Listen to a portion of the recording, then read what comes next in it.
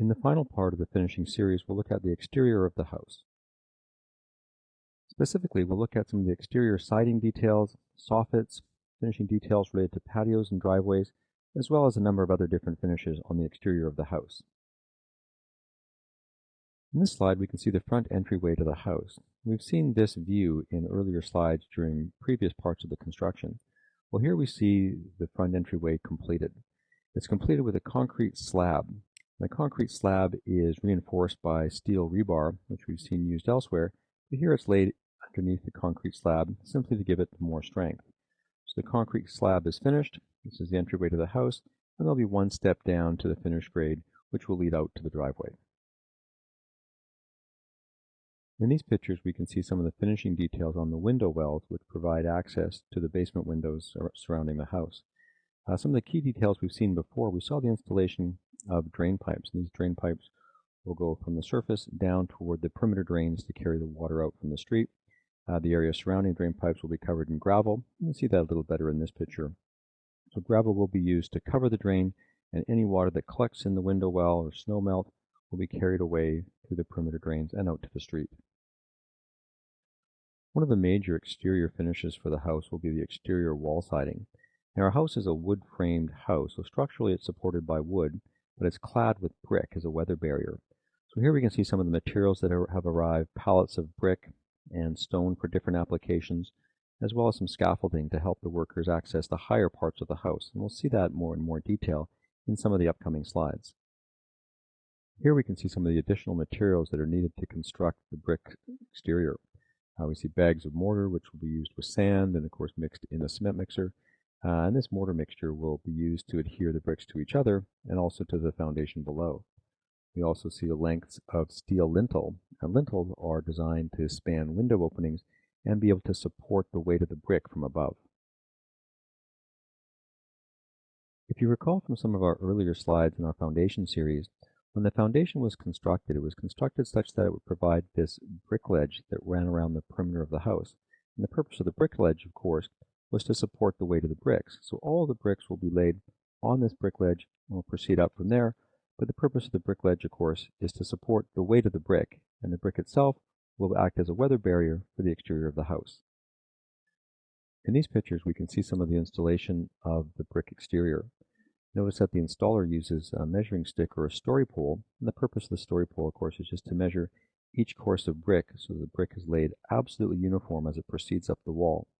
If you look carefully, you can also see a yellow string line that's used. It runs across the top of the brick. And again, that's just to assist the bricklayer to make sure that the layers of brick that he lays are absolutely level throughout all different sides of the house. In these pictures, we can see that the brickwork is continuing. You'll notice in the picture on the right, the bricklayer continues to use these story poles to make sure all of his courses of brick are absolutely even. You'll notice also that around the exterior of the windows, the brick has been held back, and that's to allow for some additional brick trim and stone sills that will be installed a little bit later. And lastly, you can also notice that as the brick transitions around the corner of the house, the bricks are keyed so that the brick from the front of the house will key into or attach more securely to the brick coming from the side of the house. And that just makes for a more secure corner. This brick is laid in a running bond pattern, which means that each brick is half offset from the next one, so that allows for these keying to take place around the corners and transitions. In these pictures, we can see some details of the installation of the brick siding. Notice a couple of things. First of all, there's a gap between the bricks and the side of the house. You can see it better in this picture down here. And this air gap is designed, it's there on purpose. And the purpose of that gap is to allow any moisture that would accumulate behind the brick, either from wind-driven rain that might get behind the brick, or from a roof in the leak perhaps. It will allow that moisture to travel down inside this cavity to the bottom and out some vents at the bottom of the brick. We'll see those in a moment. You notice also that there's a number of brick ties that are being used. And the brick ties are simply pieces of metal. They're attached to the side of the house, and they're set in the mortar. So this is what holds the brick to the side of the house. So the brick is very strong vertically, but it's also very strong horizontally in that it won't pull away from the house because of the regular application of these brick ties. In this graphic, we can see some of the details of the installation we saw a moment ago. We saw our brick ledge or concrete footing, the installation of the bricks with brick ties are placed every so often. It's placed against the house with building paper or house wrap and then sheathing and so on.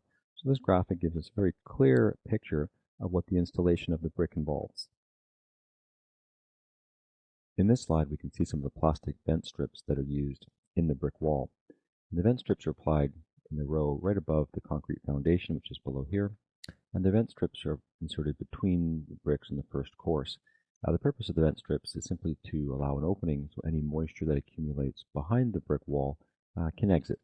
In some applications, you won't see any vent strip at all. You'll simply see this area being open or vacant, and it'll look like there's a hole in the brick wall, which of course there is, but that's on purpose. Again, simply designed to allow any moisture that's accumulated behind the brick wall to exit and dry out the wall.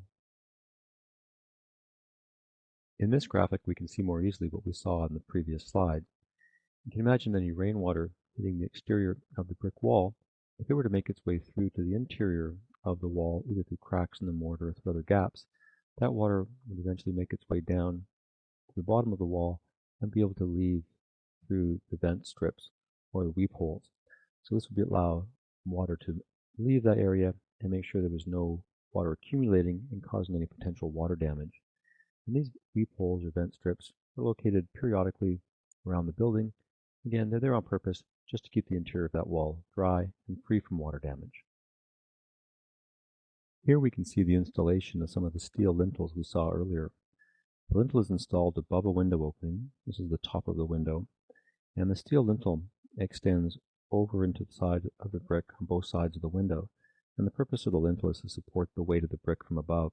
So the weight of the brick from above is pressing or supported by the steel. That in turn is transferred to the brick on the side, and that load is then transferred down to the foundation below. So the purpose of the steel lintel is simply to support the weight of the brick above a window or door opening. Here we can see a broader view of some of the brickwork as it continues around the house. You can also see the scaffolding which has been used to access some of the higher installation points.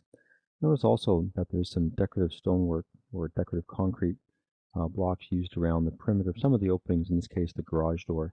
And this is used purely for aesthetic purposes, and it's applied much the same way as the brick would be.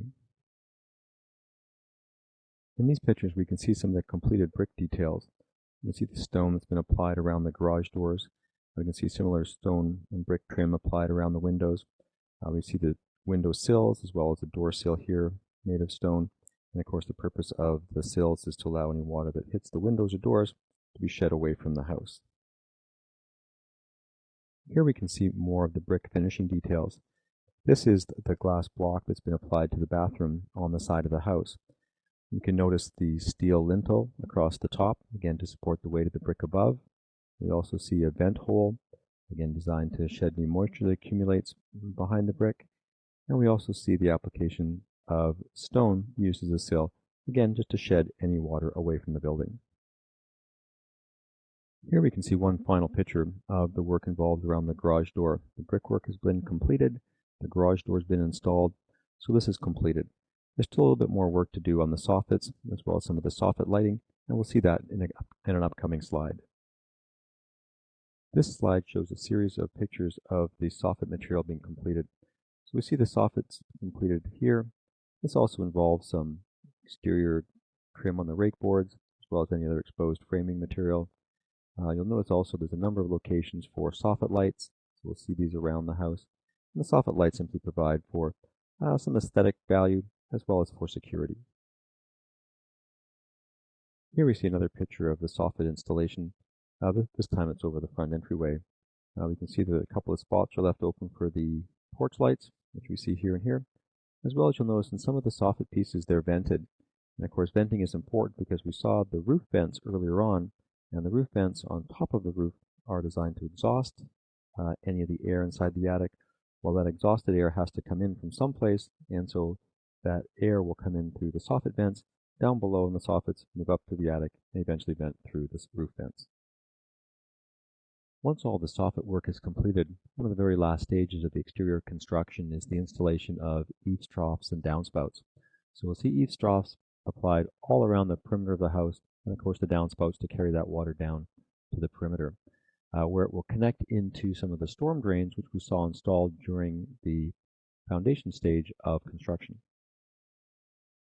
As we get to the end of the construction project, one of the last things that will be done will be the final grading on the exterior of the house.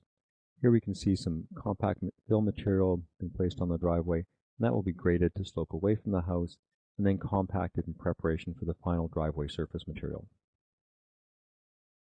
If we look at the back of the house, we can also see that the back patio has also had its fill applied, it's been graded to slope away from the house, and has been compacted.